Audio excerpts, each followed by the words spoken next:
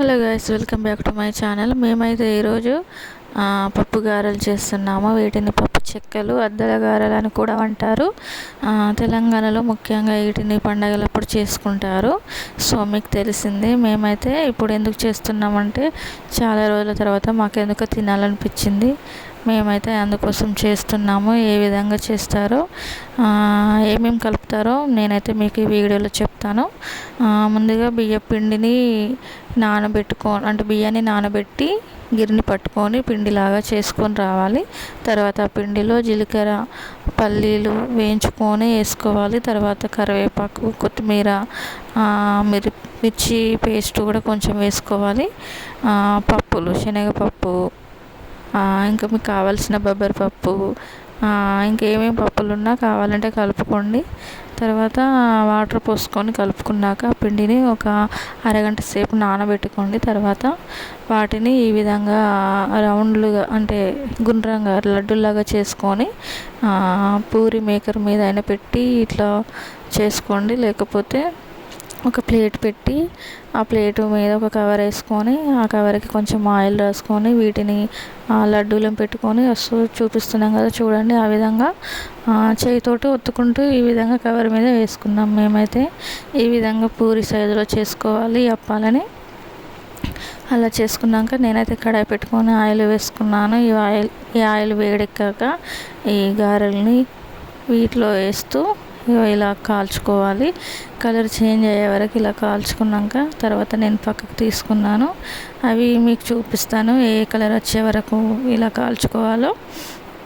అదేవిధంగా చూడండి, మేమైతే అప్పుడప్పుడు ఈ మధ్యలో ఇవి స్నాక్స్ లాగా నోరుకి ఏమైనా మంచిగా తినాలనిపించలేకపోయినప్పుడు ఈ విధంగా చేసుకొని తినడం వల్ల కొంచెం మంచిగా అనిపిస్తుంది. దీంట్లో ఇంకా మనము ఎల్లిపాయ పేస్ట్ కూడా వేసుకుంటాం కదా, చాలా బాగుంటుంది. పల్లీలు, పప్పులు, కరివేపాకు ఇవన్నిటి నోరుకి చాలా టేస్టీగా అనిపిస్తుంది.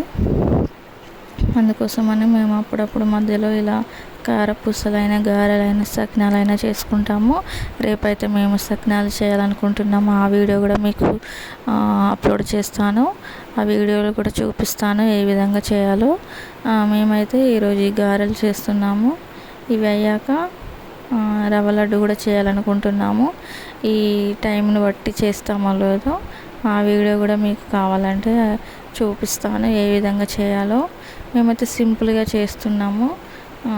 ఈ గారెలు చాలా బాగుంటాయి. పిల్లలైతే ఎంతో ఇష్టంగా తింటారు. ఈవినింగ్ పూట అయినా వాళ్ళు ఎప్పుడైనా ఛాయ్లో వేసుకుంటారు, పాలల్లో వేసుకుంటారు.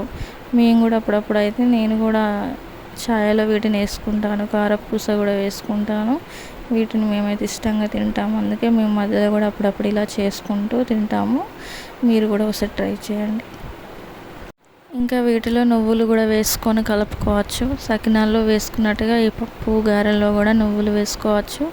వైట్ అయినా పర్లేదు, బ్లాక్ అయినా పర్లేదు, ఇంకే వేసుకోవాలనిపిస్తే అవి వేసుకోండి.